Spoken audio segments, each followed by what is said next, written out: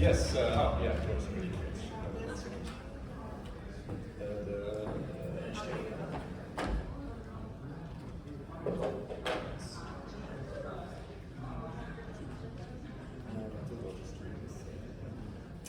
Well, it's going to be hard to keep up with this after this introduction, but thank you very much. Minasan konnichiwa. Yes, very nice to be here.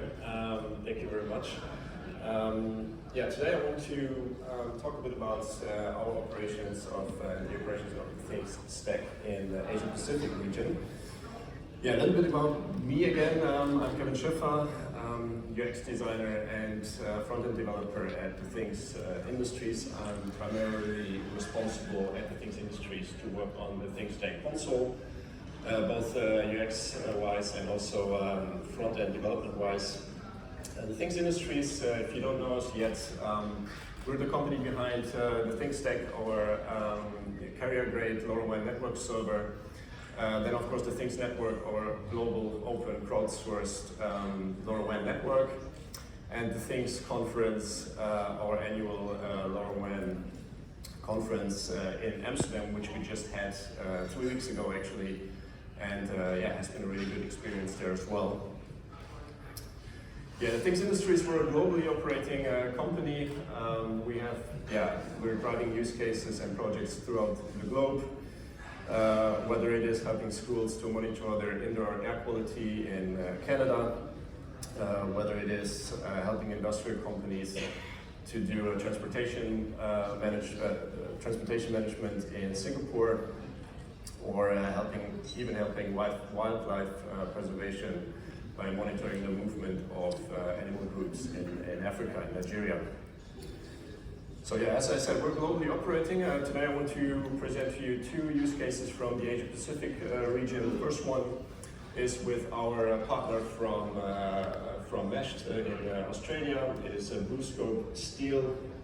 BlueScope Steel is a global leader in premium and is a global leader in coated and painted steel products. They also have worldwide operations, but 5 major steel manufacturing facilities in Australia.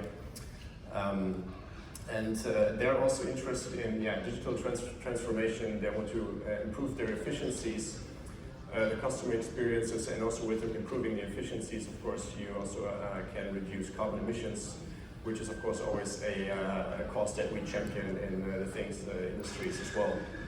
They had an initial setup using Wi-Fi, and but they faced some challenges there. As you can imagine, with Wi-Fi, you have very vast production facilities. Very high, very wide, and lots of objects in these facilities, so it's quite hard to get good coverage using Wi-Fi, and that is, of course, then a good reason to turn to LoRaWAN, which is what they did. They got in contact with the local university, they ran some field tests, and they determined that LoRaWAN is basically the good technology, or the best technology for the job there. So they got together with our partners Meshed in Australia, and they helped them with setting up the initial network there. And they also provided pre-provisioned devices and the gateways, so for the staff on site there was really easy to just get these networks up and running, because you really just have to plug them in, and they're already pre-provisioned, and they can just start working right away. What they're monitoring there, I mean, you can imagine steel manufacturing plants, very intricate systems and machines that you have there. You want to monitor whether there are changes in vibration patterns, which maybe hint towards an issue in the mechanics of these machines, for example. You want to see whether the temperature is the way it should be, leveling of silos, and of course also using trending and thresholds. You can also set up alerts when something is getting out of the ordinary. So the deployment at the moment, they have 1,250 sensors in Australia, and they're planning to add 500 more. And there are also already other deployments, LoRaWAN deployments in their facilities in New Zealand, Australia, and Thailand. And there are plans for further expansions since they have figured that this solution is really helping them doing predictive maintenance, and it's really beneficial for them. So it's really nice and relevant use case there. The other one I want to show you is a smart city project in Ota City in Gunma Prefecture. Ota City is about 100 kilometers north of Tokyo, so quite close. We have 224,000 inhabitants there, and Gunma Prefecture is also really determined towards leading this smart city and digital transformation process in Japan. So they also got together with the Gunma University, and what they want to do, they want to also solve regional challenges there in Gunma Prefecture. One thing is there, as we all know, the prevalence of heat waves is becoming quite high, and I think this year was pretty bad. 2020 was also quite a bad year in terms of heat waves. So this is, for example, one of these regional challenges there, which are particularly bad in Gunma Prefecture. And they want to set up an infrastructure there which can also serve as a proof of concept for digital transformation in general in Japan. So what they did is they set up 15 gateways already. So this is already as of now. You can see a screenshot from the TTN mapper there. 15 gateways already deployed on top of or in public schools there, in order to monitor the temperature and humidity in gymnasiums. There was even some tragic cases this year or last year, I think, where there was even one or two fatalities of school children due to the heat waves.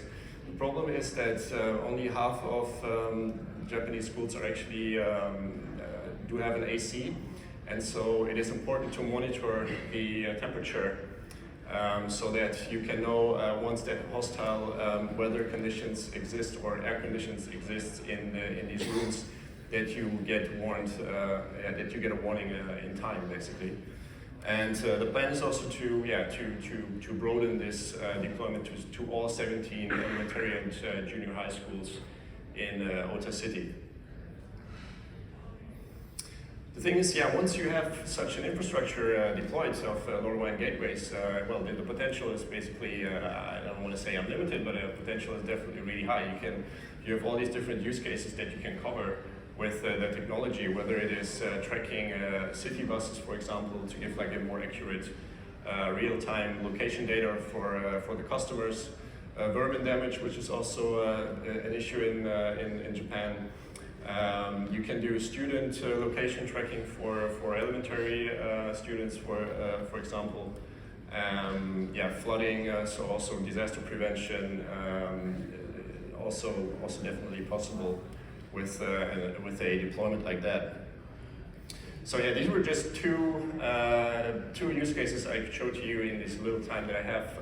But if you're interested how maybe your business case fits into LoRaWAN or the Think Stack, we have the business case repository for LoRaWAN applications. So we try to gather solutions for all the different verticals, maybe your vertical, or probably your vertical, and you can get some information about projects that have been already realized with the technology, the kind of devices that you would need to realize such a project, and just in general some information like who to get in touch with if you want to do that way.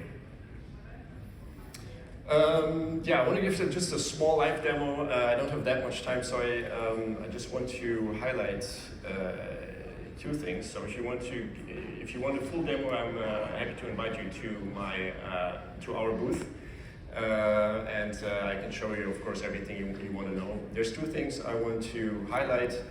The first thing is that we actually have, since the very beginning, with the help of our amazing Hidetoshi Shida-san, we have translated the console completely in Japanese, and not only the console for that matter, actually all of the Think Stack.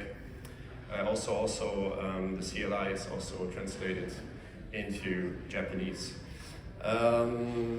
So one other thing I want to show, which is also a recent development, We now have the Network Operations Center. So Network Operations Center is a really interesting thing because it helps you, if you have really large-scale deployments, it really helps you to spot problems with your deployment basically in one glance. You can see whether there have been changes in uptime, whether there are gateways which are maybe having a lower uptime than you would expect. You can see the packet rates. You can also have a look at individual gateways, see when they have been online or what might have been the problem.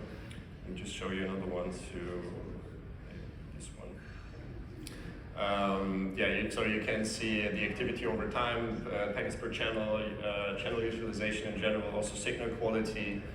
And it's a very powerful tool if you want to know whether your network is running as expected and whether there's anything unusual that you might want to fix and have some hints about what might be the problem.